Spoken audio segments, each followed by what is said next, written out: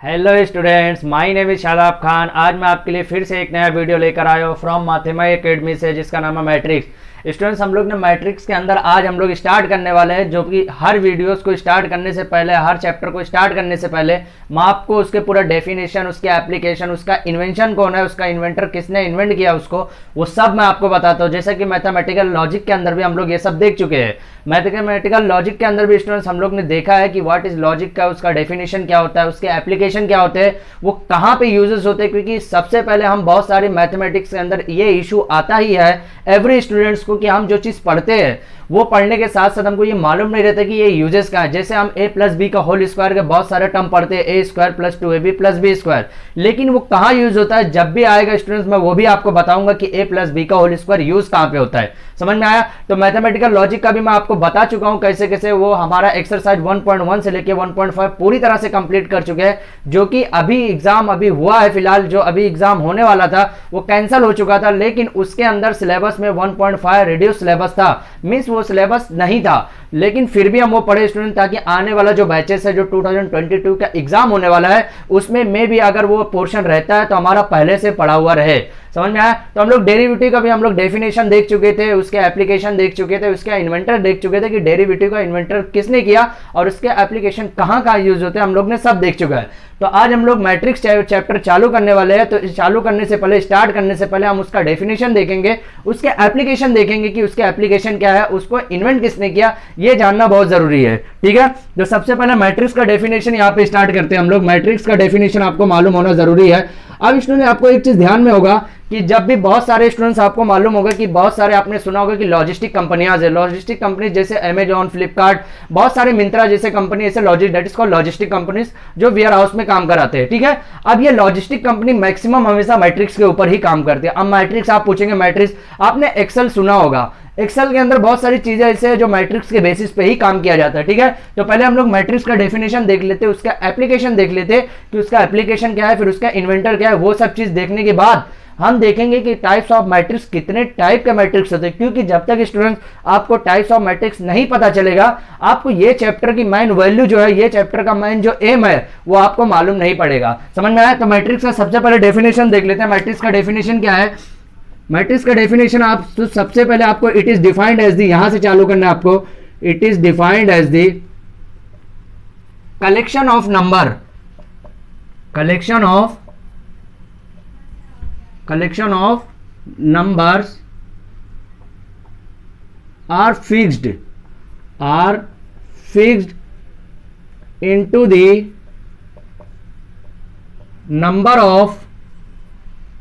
the number of rows and column.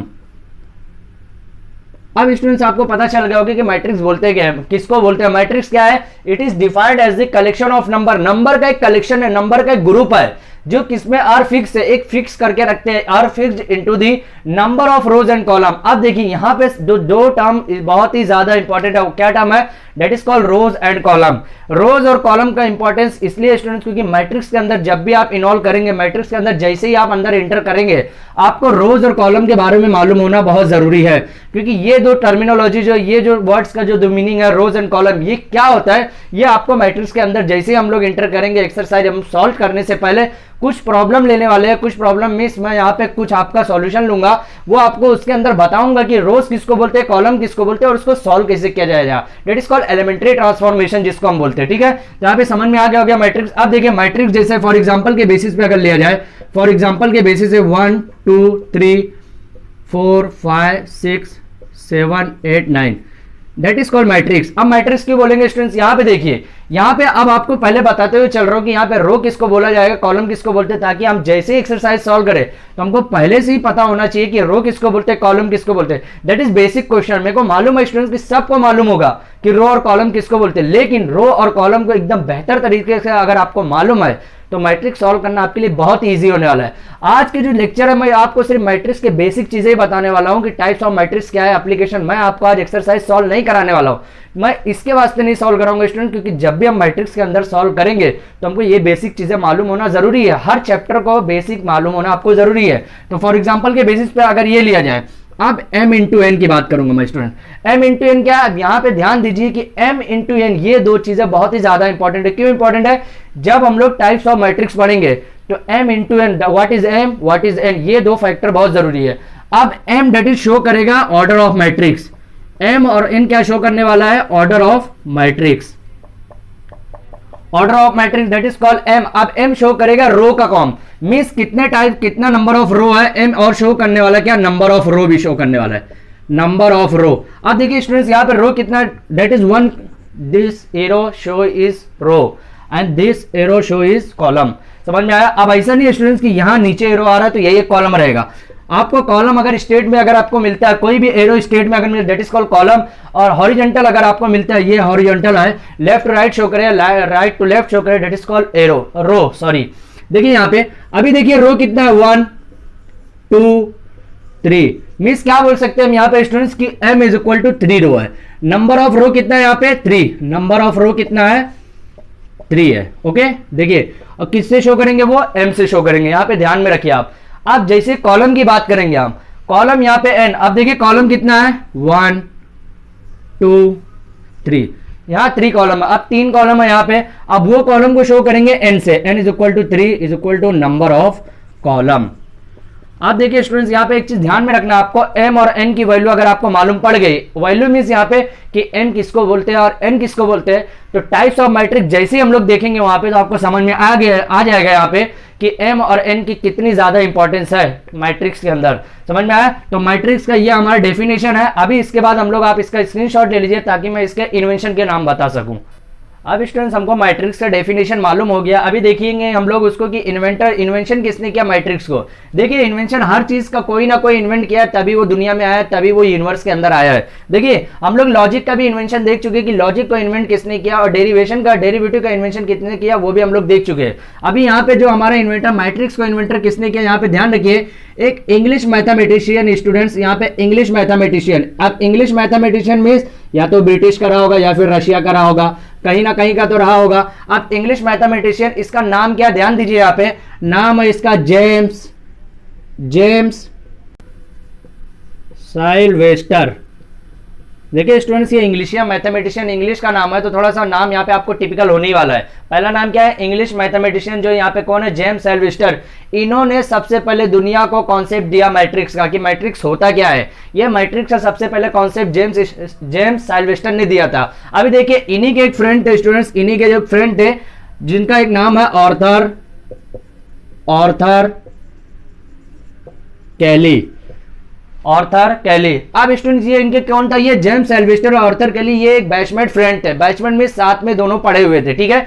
ये इन्होंने दुनिया को कॉन्सेप्ट दिया था, मतलब इंट्रोडक्शन जो दिया, इंट्रोड्यूस किया था मैट्रिक्स से, इंट्रोड्यूस किया था मैट्रिक्स को क्या होता है और कैसे इसको यूज किया जाता है, इन्होंने ये बताया था। लेकिन पूरी तरह से मैट्रिक्स को इन्होंने बताने में थोड़ा असक्षम रहे, पूरी तरह से बताने में नाकामयाब रहे, ठीक है। लेकिन जेम्स के साइलवेस्टर के साथ में इनके एक फ्रेंड थे ऑर्थर कैली नाम के, ये भी इंग्लिश मैथमेटिशियन ही थे। इन्होंने पूरा कॉन्सेप्ट लेके आया, that is called algebraic matrix.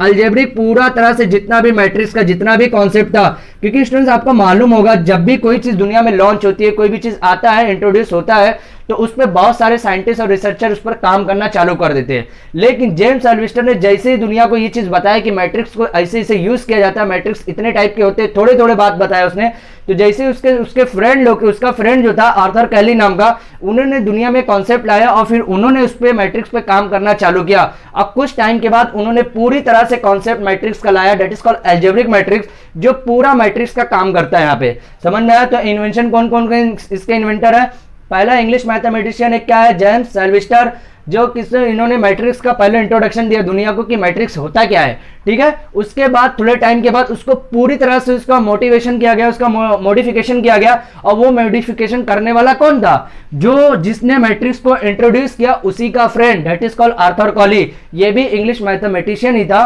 और इन्होंने अलजेब्रिक का मैट्रिक्स का कॉन्सेप्ट पूरी दुनिया को ला के दिया। और तब से जाके लॉजिस्टिक जैसे वेयर हाउस कंपनी में या फिर बहुत बड़े बड़े बिजनेस में ये सब को कॉन्सेप्ट जो मैट्रिक्स का वो यूज किया जाता है। तो हमको ये भी मालूम पड़ गया कि इन्वेंटर मैट्रिक्स का क्या है। अभी आप इसका स्क्रीनशॉट ले लीजिए ताकि मैं इसके एप्लीकेशन को बता सकूं। अब स्टूडेंट्स आपको इन्वेंटर भी मालूम पड़ गया। अभी देखिए एप्लीकेशन क्या है। हर चीज का जब तक हमको वो वैल्यू नहीं मालूम पड़ेगा कि यूज कहाँ होता है, वो हमको पढ़ के कुछ मतलब नहीं है, ठीक है। तो हमको एप्लीकेशन भी पहले मालूम करना मस्ट है कि ये मैट्रिक्स का एप्लीकेशन क्या होता है। मैट्रिक्स का डेफिनेशन हमको मालूम पड़ गया। क्या मैट्रिक्स का definition? It is defined as the collection of number of, यहाँ पे it is defined as the collection of numbers into the fixed number of rows and column. ये हमको मालूम पड़ गया, ठीक है। साथ साथ में हम लोग इन्वेंटर का नाम भी देख लिया। इन्वेंटर का नाम क्या है? पहला इन्वेंटर का नाम इंग्लिश मैथमेटिशियन का जो नाम है जेम्स एल्वेस्टर का नाम है। दूसरा जो नाम है उसी के उसका friend that is called Arthur Cayley, ठीक है। आर्थर कॉली का भी नाम यहाँ पे समझ में आ गया। अब ये इंग्लिश नाम है स्टूडेंट्स, इसलिए थोड़ा सा ऑड नाम रहने ही वाला है, ठीक है। अभी देखिए एप्लीकेशन ऑफ मैट्रिक्स, सबसे पहले एप्लीकेशन ऑफ मैट्रिक्स जो है यहाँ पे ध्यान रखिए, इसको यूज किया जाता है। It is used for plotting of graph. आप स्टूडेंट सोच रहे होंगे कि ग्राफ के अंदर क्या ऐसा मैट्रिक्स क्या है कि जो ग्राफ के अंदर यूज किया जाता है। स्टूडेंट जितने भी ग्राफ यहाँ पे बनते हैं, स्टैटिस्टिकल ग्राफ, जो भी आप अगर आप मैच देखते होंगे तो मैच के अंदर आपने हमेशा ये भी मैच के अंदर देखा होगा आपने, अक्सर मैच के अंदर कि ऐसे टाइप के ग्राफ वहां पे शो किया जाता है। यहाँ पे ध्यान दिए होंगे कि ऐसे टाइप का ग्राफ भी शो किया जाता है, ठीक है। अब ये ग्राफ जो शो करते हैं स्टूडेंट्स, ये ग्राफ जो है मैट्रिक्स के बेसिस पे ये ग्राफ बनता है, ठीक है। अब ये ग्राफ कैसे बनेगा? टाइप्स ऑफ रोज और कॉलम। आप पूछेंगे इसमें रोज और कॉलम का क्या कॉन्सेप्ट है? इसके अंदर रोज स्टूडेंट्स, यहाँ पे जो रोज और कॉलम का पूरा कॉन्सेप्ट यहाँ से लिया जाता है। यहाँ पे कितना रो और कॉलम, यहाँ पे एक्स और Y that is called row and column का यहाँ पे शो किया जाता है, ठीक है। तो ये plotting of graph and many research field. अब बहुत सारे रिसर्चर जो है ये रिसर्च फील्ड में भी मैट्रिक्स को यूज किया जाता है। And many research field, okay. अब देखिए स्टूडेंट, सबसे ज्यादा यूज होने वाला जो मैट्रिक्स है वो दुनिया के अंदर है। बच्चे की जो रेट बढ़ता है, अभी आपको मालूम होगा, बहुत सारे स्टूडेंट्स को ये भी नहीं मालूम अभी तक शायद मेरे हिसाब से, ज्योग्राफिकल कॉन्सेप्ट के हिसाब से, कि दुनिया की पॉपुलेशन कंटिन्यूस कितनी बढ़ रही है और कितनी घट रही है। ये रेशो भी मैट्रिक्स के बेसिस पे ही निकाला जाता है। अब ये रेशो में, इस मैट्रिक्स के बेसिस में स्टूडेंट्स यहाँ पे कि इन्फेंट, यहाँ पे जो है infant mortality rate means students यहाँ पे कितने बच्चे दुनिया में अंदर पैदा हो रहे हैं और कितने बच्चे दुनिया के अंदर यहां से जा रहे हैं, ये सब मैट्रिक्स के बेसिस पे निकाला जाता होगा।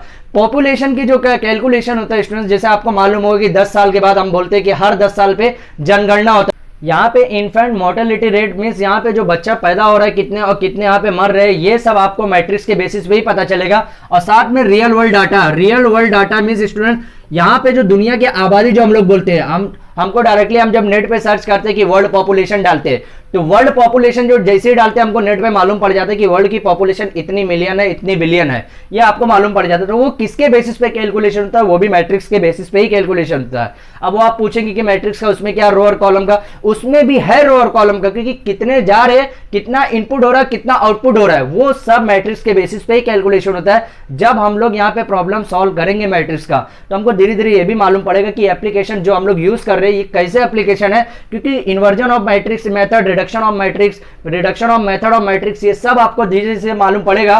तो ये सब आपको धीरे धीरे एप्लीकेशन का कॉन्सेप्ट भी धीरे धीरे मालूम पड़ेगा। रियल वर्ल्ड डाटा जिसको हम लोग बोलते हैं, जो डेटा हम लोग वर्ल्ड से पूरा निकालते हैं, ये पूरा मैट्रिक्स के बेसिस पे ही काम करता है। तो ये हमको दो जो इंपॉर्टेंट एप्लीकेशन है यहाँ पे हमको ये भी मालूम पड़ गया। अभी आप इसका स्क्रीनशॉट ले लीजिए ताकि मैं टाइप्स ऑफ मैट्रिक्स भी आपको बता सकूं।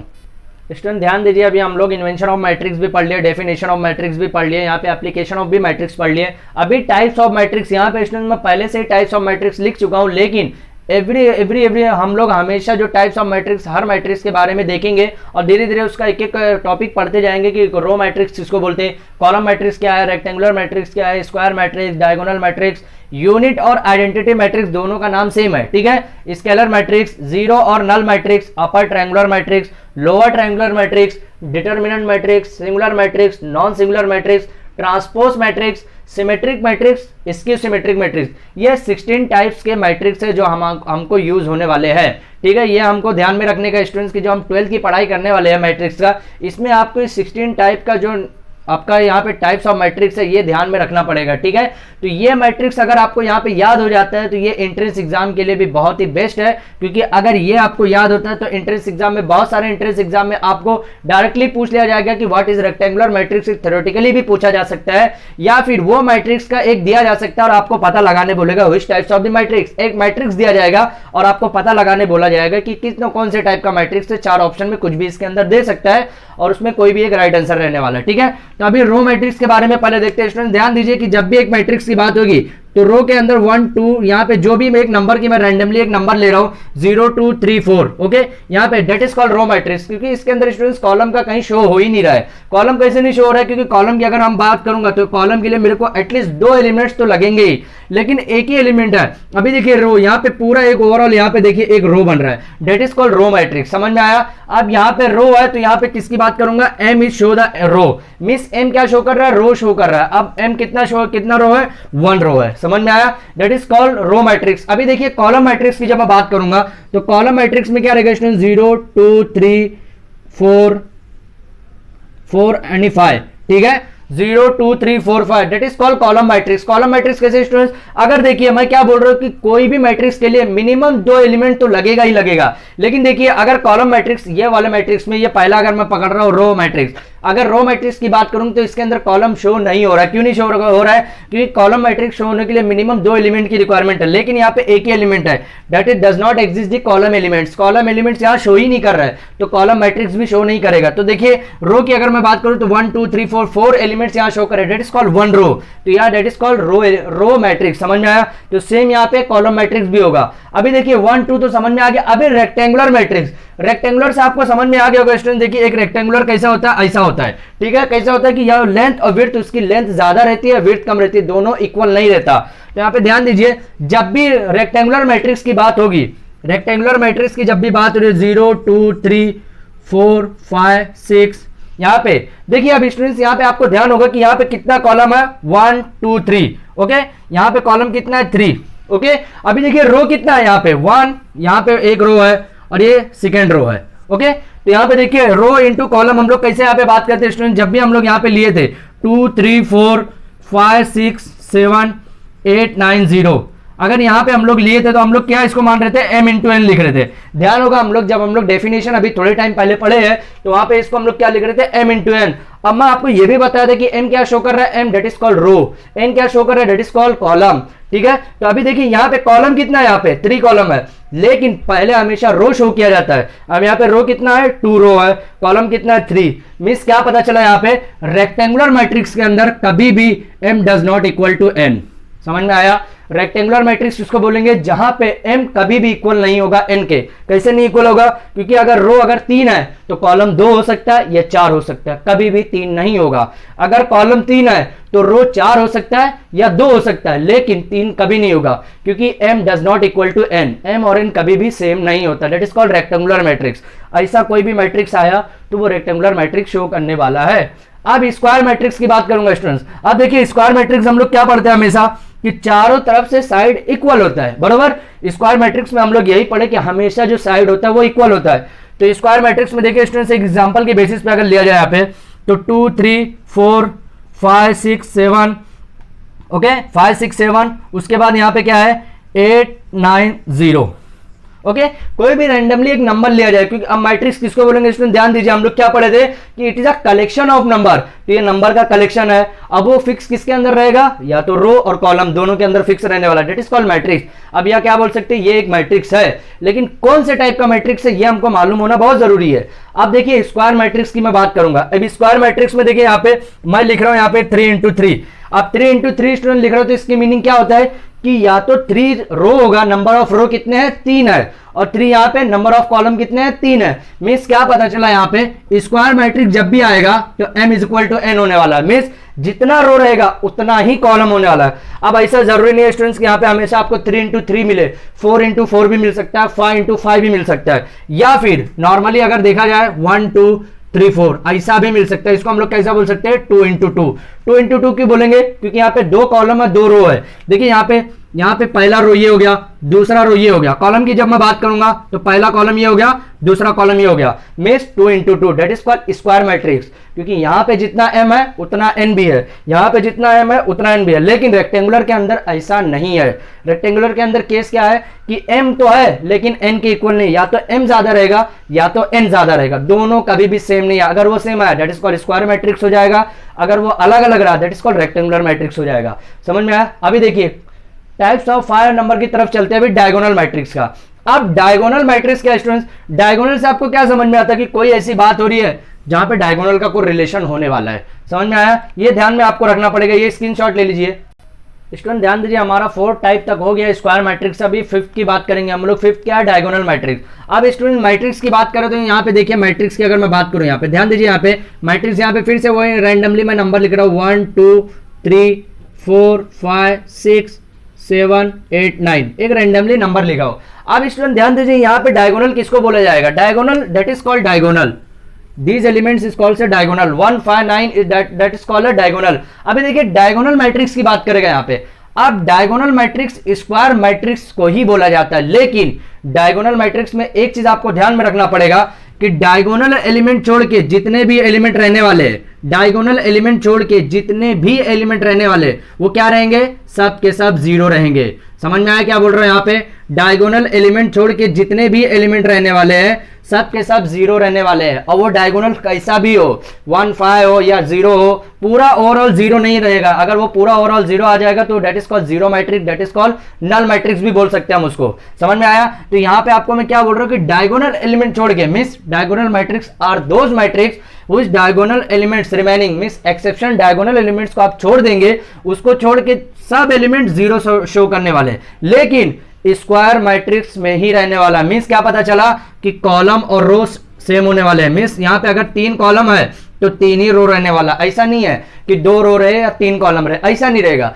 स्क्वायर मैट्रिक्स शो ही करेगा डायगोनल, लेकिन अब स्क्वायर होने के बाद डायगोनल का एलिमेंट, डायगोनल मैट्रिक्स इसको बोलेंगे जहां पे डायगोनल एलिमेंट्स कुछ भी रहे लेकिन नॉन डायगोनल एलिमेंट जो है वो जीरो रहना मस्ट है, that is called diagonal matrix. समझ में आया? ये हमारा 5वां हो गया। अभी छठे की तरफ जाएंगे। छठे की तरफ यहाँ पे सेम, यहाँ पे देखिए, आप देखिए डायगोनल मैट्रिक्स में यहाँ पे क्या लिख सकते हैं आप? यहाँ पे non diagonal elements is zero, non diagonal element zero. Okay, ये ध्यान में रखना आपको। यहाँ पे जो शॉर्ट जो यहाँ पे ट्रिक है स्टूडेंट्स, ये याद रखना है आपको एंट्रेंस एग्जाम के लिए, क्योंकि एंट्रेंस एग्जाम में यही सब चीजें बहुत ज्यादा आपको हेल्पफुल करने वाली है। अभी देखिए यहाँ पे 6 टाइप का यूनिट और आइडेंटिटी मैट्रिक्स। आइडेंटिटी मींस क्या होता है? That is called same. Unit means क्या होता है? 1। तो यहाँ पे डायरेक्टली आपको मैट्रिक्स समझ में आ गया होगा कि ये मैट्रिक्स में 1 आने वाला है। तो अभी देखिए जैसे एक मैट्रिक्स की मैं बात करूंगा, यहाँ पे ध्यान दीजिए, यहाँ पे जैसे एक मैट्रिक्स की यहाँ पे फिर से वही बात करूंगा मैं, तो यहाँ पे unit matrix is also called है स्क्वायर मैट्रिक्स। अब स्क्वायर मैट्रिक्स की बात करूंगा, मींस क्या है कि जो रो और कॉलम रहने वाले हैं वो सेम रहने वाले हैं। मींस अगर 3 है रो है तो 3 कॉलम भी रहने वाला है। देखिए, लेकिन यूनिट और आइडेंटिटी मैट्रिक्स के अंदर आपको ध्यान में रखना पड़ेगा कि जो डायगोनल एलिमेंट्स है वो 1 रहने वाले हैं और रिमेनिंग एलिमेंट्स क्या रहने वाले हैं? 0 रहने वाले हैं। रिमेनिंग एलिमेंट जितने भी है वो सब 0 रहने वाले हैं। समझ में आया? देखिए 1 2 3 4 5 6 7 8 9 एलिमेंट्स है। मिड 3 रो 3 कॉलम है, 3 रो 3 कॉलम कैसे आया वो आपको समझ में आ गया होगा। अभी देखिए यहां पे जो डायगोनल एलिमेंट्स है वो कितना है? 1 है। मतलब every elements in the diagonal are 1 होना ही चाहिए, 1 होना ही चाहिए। अगर 1 नहीं आता है तो वो यूनिट मैट्रिक्स नहीं कहलाएगा। यूनिट्स मैट्रिक्स के लिए आपको डायगोनल एलिमेंट्स 1 होना चाहिए और नॉन डायगोनल एलिमेंट जो है वो 0 होना मस्ट है, that is called unit matrix. समझ में आया? अभी 7 की बात करूंगा मैं, that is called scalar matrix. अब स्केलर मैट्रिक्स देखिए स्टूडेंट्स, आपको मैक्सिमम बहुत सारे टीचर्स या एजुकेटर्स आपको ये भी पूछ सकते हैं, ऐसे चलते चलते आपको फ्रेंड पूछ लिया, चल भाई बता आइडेंटिटी मैट्रिक्स क्या होता है। बहुत सारे ऐसे दोस्त आपस में बात करते करते पूछ लेते, चल भाई हम लोग थोड़ा सा स्टडी करते हैं मैट्रिक्स के बारे में, जरा बता स्क्वायर मैट्रिक्स क्या होता है। तो आप जब यहां से सीखे रहेंगे तो ही आपको मालूम पड़ेगा कि स्क्वायर मैट्रिक्स किसको बोला जाता है, रेक्टेंगुलर मैट्रिक्स किसको बोला जाता है, डायगोनल मैट्रिक्स किसको बोला जाता है। हम लोग रैंडमली कोई भी आपस में फ्रेंड्स आपस में बातचीत करते हुए पूछते रहते हैं कि भाई बता तूने कितना पढ़ा। तो ये सब आपको मालूम होना मस्ट है ताकि आपको फ्रेंड के सामने इंसल्ट ना होना पड़े। समझ में आया? तभी स्केलर मैट्रिक्स की बात करूंगा। स्केलर मैट्रिक्स और ऑल्सो कॉल्ड स्क्वायर मैट्रिक्स। अब स्क्वायर मैट्रिक्स आया मींस क्या? यहाँ पे समझ में आया आपको कि यहाँ पे भी जो रो और कॉलम की बात होगी वो कैसा होगा? 3 into 3 की बात होगी या फिर 2 into 2 की बात होगी। मींस जितना रो रहने वाला है उतना ही कॉलम रहने वाला है स्केलर मैट्रिक्स के अंदर। लेकिन इसके अंदर एक चीज ध्यान में रखने वाली चीज है कि स्केलर मैट्रिक्स की जब बात होगी तो इसके अंदर डायगोनल एलिमेंट जो है, जैसे 2, यहाँ पे 2 2 की मैं बात करूंगा, यहाँ पे जो डायगोनल एलिमेंट्स है वो सेम रहने वाले हैं। डायगोनल एलिमेंट जितने भी है वो क्या रहने वाले हैं? सेम रहने वाले हैं। ध्यान दीजिए यहाँ पे कि स्केलर मैट्रिक्स में जब भी बात करूंगा मैं, यहाँ पे स्केलर मैट्रिक्स के अंदर डायगोनल एलिमेंट सेम रहने वाले हैं। अगर वो डायगोनल एलिमेंट्स 1 1 आता है और रिमेनिंग सब 0 आते हैं, डेट इज कॉल क्या हो जाएगा, वो यूनिट मैट्रिक्स आता है। अगर डायगोनल एलिमेंट्स 2 2 आते हैं, 2 3 4 समथिंग कुछ भी वैल्यू 1 को छोड़ के सब, लेकिन डायगोनल एलिमेंट्स अगर सेम आते हैं और रिमेनिंग एलिमेंट्स जो है वो 0 आते हैं, that is called scalar matrix. Scalar matrix का क्या शो है कि डायगोनल एलिमेंट्स सेम होना चाहिए, मतलब every elements in the diagonal will be same होना ही चाहिए। अगर नहीं हुआ तो वो मैट्रिक्स कुछ और शो करेगा, कोई और टाइप का मैट्रिक्स शो करने वाला है, that is called scalar matrix. समझ में आया? ये 7 नंबर हो गया यहाँ पे।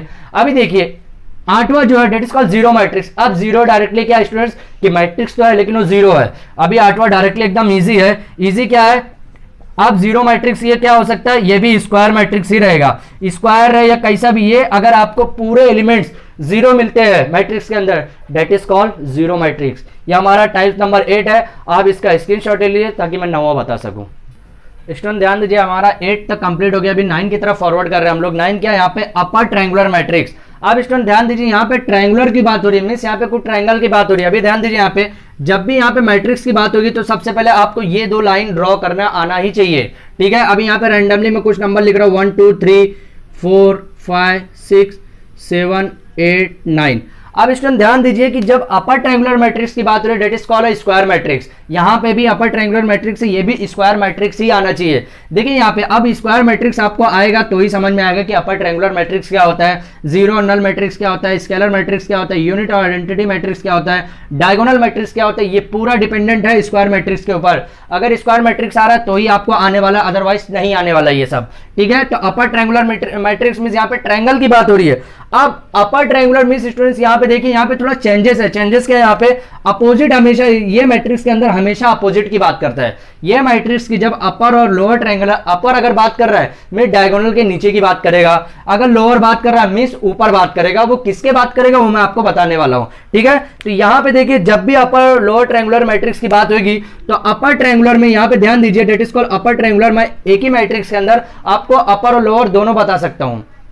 अपर और लोअर ट्रायंगुलर मैट्रिक्स जो मैं आपको एक ही मैट्रिक्स के अंदर बताऊंगा ताकि आपको 9 और 10 दोनों समझ में आ जाए। देखिए स्टूडेंट, जब भी अपर और लोअर ट्रायंगुलर मैट्रिक्स की बात करेगा तो मींस क्या पता चला, यहाँ पे रो और कॉलम सेम होने आना चाहिए। रो और कॉलम मस्ट होना सेम है, मींस जितना रो है उतना कॉलम आना ही चाहिए, that is called square matrix. समझ में आया? अभी देखिए जब अपर ट्रायंगुलर मैट्रिक्स की बात करेगा तो डायगोनल के नीचे जितने भी एलिमेंट्स है, यहाँ पे ध्यान दीजिए डायगोनल के नीचे जितने भी एलिमेंट्स है। अब ये देखिए ये एलिमेंट कैसा है, देखिए ट्रायंगुलर टाइप का, ये एलिमेंट जो है ट्रायंगुलर टाइप का है। समझ में आया? यहाँ पे कैसी बात कर रहा हूं मैं, यहाँ पे देखिए जो एलिमेंट्स है यहाँ पे ये कैसा है, ट्रायंगुलर टाइप का है। तो ये जो ट्रायंगुलर जो है ये कैसा होना चाहिए, जीरो होना चाहिए। ये एलिमेंट्स जितने भी डायगोनल के नीचे एलिमेंट्स है, देखिए यहाँ पे डायगोनल के नीचे कितने एलिमेंट्स है, 1 2 3। समझ में आया? तो 3 एलिमेंट्स है, ये तीनों एलिमेंट्स कैसा होना चाहिए, जीरो होना चाहिए, that is called upper triangular matrix. अब स्टूडेंट देखने में ये लग रहा है कि लोअर ट्रायंगुलर होगा, लेकिन लोअर नहीं बोलते इसको, अपर मींस डायगोनल के नीचे आना चाहिए। अब सेम लोअर ट्रायंगुलर मींस, इसके आपको समझ में आ गया होगा कि लोअर ट्रायंगुलर मींस जैसे डायगोनल के ऊपर जितने भी एलिमेंट्स है,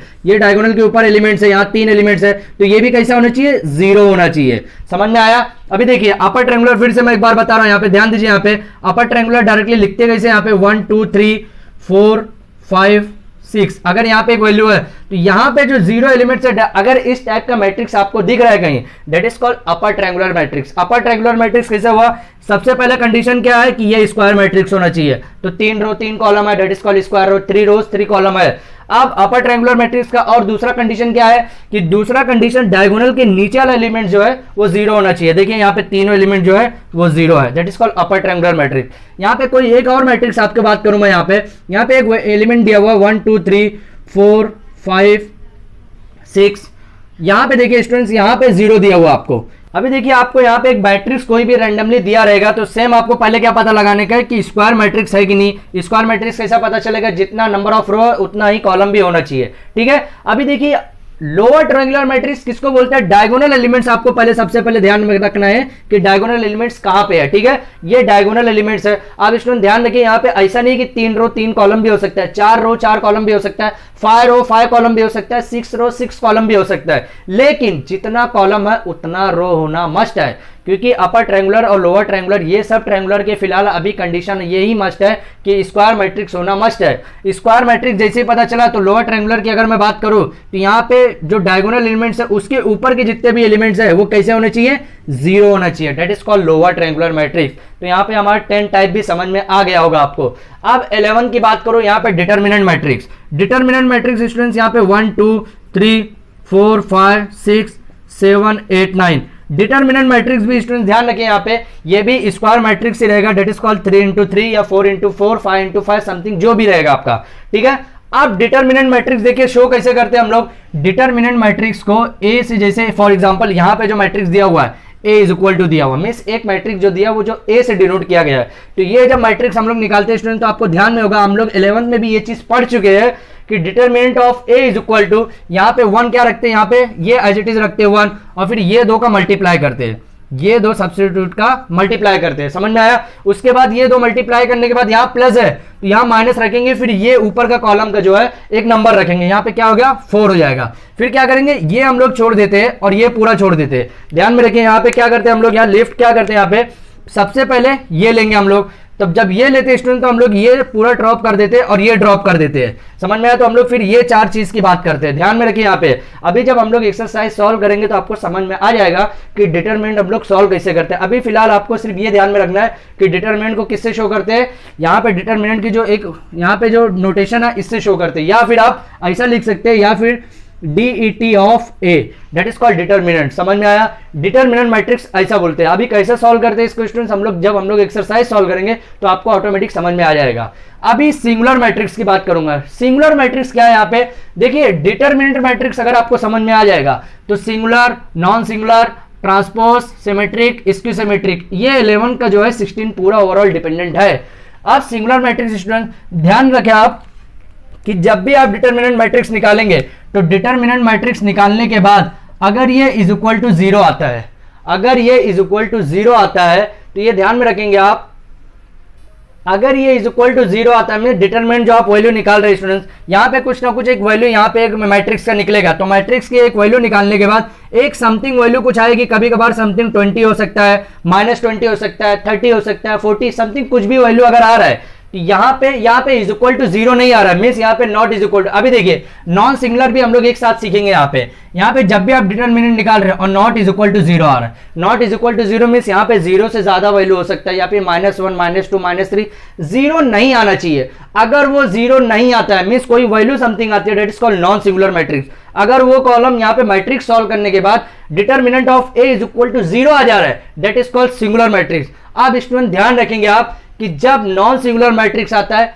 तो ही डिटरमिनेंट सॉल्व होता है, तो ही आगे उसका इनवर्स का जो फंक्शन है, जो भी मेथड है, सब वहां पे आगे सॉल्व हो सकता है। अगर वो सिंगुलर मैट्रिक्स आ गया है, determinant of A is equal to 0 आ रहा है वहां पे, तो वहां पे जो वैल्यू हो वो एग्जिस्ट नहीं करेगी, मींस वहां पे क्वेश्चन एग्जिस्ट नहीं करेगा, वो सॉल्व नहीं कर सकते आप। सॉल्व होएगा लेकिन अभी 12 के बेसिस पे आप सॉल्व नहीं कर सकते। समझ में आया, सिंगुलर भी आपको समझ में आ गया, नॉन सिंगुलर। अभी ट्रांसपोज मैट्रिक्स की बात करूंगा मैं। ट्रांसपोज मैट्रिक्स स्टूडेंट ध्यान रखें, यहाँ पे कोई भी एक मैट्रिक्स दिया हुआ है, मैट्रिक्स क्या है यहाँ पे 1 2 3 4, ओके। यहाँ पे कितना दिया 2 3 4 5 6 7 8 9 0, ओके। अभी देखिए स्टूडेंट्स यहाँ पे ट्रांसपोज मैट्रिक्स क्या है। ट्रांसपोज मैट्रिक्स में एक चीज सबसे पहले आपको ध्यान में रखने का है कि m इंटू एन ऐसा एक कॉलम दिया हुआ है, ऐसा एक मैट्रिक्स दिया हुआ है, कॉलम नहीं मैट्रिक्स दिया हुआ है। वो मैट्रिक्स कितना है, जितना रो है उतना ही कॉलम है। कितना रो यहाँ पे 1 2 3 4, 4 रो है, 1 2 3 4, 4 कॉलम और 4 रो है, मींस कितना है यहाँ पे 4 इंटू 4, 4 रो है और 4 कॉलम है। समझ में आया।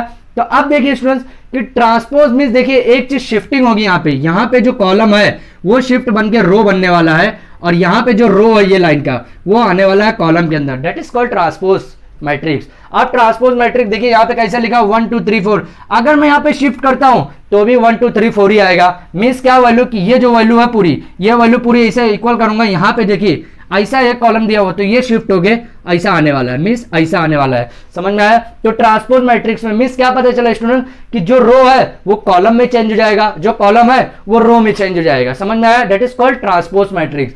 ये धीरे धीरे जब हम लोग क्वेश्चन करेंगे तो आपको पूरा धीरे धीरे समझ में आने वाला है कि ट्रांसपोज मैट्रिक्स किसको बोलते हैं, नॉन सिंगुलर। अभी आप सिर्फ टाइप सीखेंगे टाइप होता क्या है, ठीक है। अभी देखिए सिमेट्रिक मैट्रिक्स, ये बहुत ही ज्यादा इंपॉर्टेंट है। सिमेट्रिक और इसकी सिमेट्रिक मैक्सिमम एंट्रेंस एग्जाम के अंदर पूछे जाते हैं, ठीक है। तो सिमेट्रिक मैट्रिक्स का स्टूडेंट्स, एक आपको कोई भी मैट्रिक्स दिया रहेगा, वो मैट्रिक्स कैसा रहेगा, एक मैट्रिक्स आपको कुछ भी मैट्रिक्स दिया रहेगा जो आपका स्क्वायर मैट्रिक्स होगा। अब स्क्वायर मैट्रिक्स मैं बार बार आपको नहीं बताने वाला हूं क्योंकि स्क्वायर मैट्रिक्स मैं हर बार बता चुका हूं आपको। स्क्वायर मैट्रिक्स एक दिया है स्टूडेंट्स, तो स्क्वायर मैट्रिक्स जो दिया है वो इक्वल रहेगा ट्रांसपोज मैट्रिक्स के।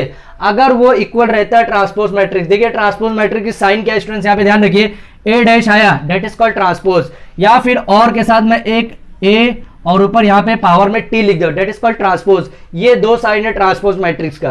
ए डैश अगर आ गया दैट इज कॉल्ड ट्रांसपोज की साइन है ये, या फिर ए पावर में अगर टी आया, T for transpose, that is called, ये ट्रांसपोज की ये भी साइन है। अब देखिए जो एक नॉर्मल मैट्रिक्स आपका दिया हुआ है वो इक्वल अगर आता है ट्रांसपोज मैट्रिक्स के, मींस एक ट्रांसपोज एक मैट्रिक्स दिया हुआ था, अगर वो इक्वल ट्रांसपोज मैट्रिक्स के आता है that is called symmetric matrix. समझ में आया। सेम इसकी सिमेट्रिक में क्या रहेगा, ए अगर कोई एक मैट्रिक्स दिया हुआ है वो इक्वल आता है माइनस के साथ, वो इक्वल आता है माइनस के साथ ट्रांसपोज मैट्रिक्स का, that is called skew symmetric matrix. समझ में आया। तो ये आप ध्यान में रखिए, आप इसका स्क्रीनशॉट ले लीजिए ताकि मैं इसका बचा हुआ पार्ट बता सकूं। स्टूडेंट ध्यान दीजिए, अभी हम लोग पूरा जितने टाइप के मैट्रिक्स है 16 टाइप के वो हम लोग पढ़ चुके हैं। अभी देखिए रो मैट्रिक्स किसको है वो मैंने आपको बता चुका हूं, कॉलम मैट्रिक्स क्या है, रो और कॉलम बहुत ईजी है, लेकिन यहां से स्टार्टिंग अपना थोड़ा सा टिपिकल चालू होता है। रेक्टेंगुलर मैट्रिक्स स्टूडेंट मैं आपको पहले ही जब पढ़ा रहा था, मैं आपको डेफिनेशन बता रहा था, तभी मैंने आपको बताया था कि एम और एन का कितना ज्यादा इंपॉर्टेंट है टाइप्स ऑफ मैट्रिक्स में समझने के लिए, ठीक है। M not is equal to n means row और कॉलम अगर इक्वल नहीं रहा तो that matrix is called rectangular matrix. Square में क्या है, एम एन दोनों सेम रहना चाहिए, मींस अगर 3 रो है तो 3 कॉलम आना चाहिए, 4 रो है तो 4 कॉलम आना चाहिए, मींस 4 4 सब सेम ही होना चाहिए। डायगोनल मैट्रिक्स के अंदर क्या है कि वो पहला कंडीशन क्या है, स्क्वायर मैट्रिक्स होना चाहिए। दूसरी कंडीशन क्या है कि स्क्वायर मैट्रिक्स के बाद जितने भी नॉन डायगोनल एलिमेंट्स है वो कैसा होना चाहिए, 0 होना चाहिए। डायगोनल एलिमेंट्स आपको लेना देना नहीं है, डायगोनल एलिमेंट्स के अपोजिट में नॉन डायगोनल एलिमेंट जो कैसा होना चाहिए, 0 होना चाहिए। अगर ऐसे कंडीशन में मैट्रिक्स दिखता है that matrix is called diagonal matrix. समझ में आया। यूनिट मैट्रिक्स में क्या है कि स्क्वायर मैट्रिक्स भी रहेगा लेकिन डायगोनल एलिमेंट जो रहेगा 1 रहेगा, बाकी रिमेनिंग एलिमेंट जो रहने वाले वो 0 होने वाले, that is called unit matrix. Scalar matrix में क्या है, स्केलर मैट्रिक्स में अगर डायगोनल एलिमेंट सेम है, अब वो 1 भी हो सकता है, अगर 1 हुआ डायगोनल एलिमेंट तो वहां यूनिट मैट्रिक्स हो जाएगा, लेकिन 2 3 4 समथिंग माइनस में प्लस में जो भी वैल्यू आती है, अगर डायगोनल एलिमेंट सेम है और रिमेनिंग एलिमेंट जो है 0 है और वो स्क्वायर मैट्रिक्स भी है, that matrix is called as scalar matrix. समझ में आया। 0 मैट्रिक्स पूरा ओवरऑल मैट्रिक्स में कुछ भी एलिमेंट्स नंबर नहीं रहना चाहिए, वो नंबर जो होना चाहिए वो 0 होना चाहिए, that matrix is called 0 matrix और नल मैट्रिक्स, दो नाम से इसको शो किया जाता है। अपर ट्रायंगुलर मैट्रिक्स में क्या है, अपर ट्रायंगुलर मैट्रिक्स में जो भी मैट्रिक्स आपका दिया हुआ है वो ओवरऑल मैट्रिक्स जो है वहां पे कुछ भी नंबर रहे, लेकिन डायगोनल के नीचे का जो एलिमेंट्स है जो ट्रायंगल शेप बनता है वो 0 होना चाहिए, that call is called upper triangular matrix. Same lower triangular में क्या है, डायगोनल के ऊपर का एलिमेंट जो है वो आपका 0 होना चाहिए, अगर वो 0 होता है that matrix is called as lower triangular matrix. समझ में आया। अभी 11 क्या है, डिटरमिनेंट ऑफ ए, यहां पे इसके शो करेंगे डिटरमिनेंट से, ये हम लोग जब सॉल्व करेंगे तो बस आप इतना समझ लीजिए डिटरमिनेंट होता क्या है, इससे शो किया जाता है। या फिर यहाँ पे देखिए 2 लाइन यहाँ पे ड्रॉ करेंगे स्ट्रेट में और उसके बीच में ए जो भी मैट्रिक्स का दिया रहेगा, या फिर और क्या लिख सकते हैं आप, det DET that is called determinant of a, ऐसा भी लिख सकते हैं, या 2 नाम से इसको भी शो किया जाता है।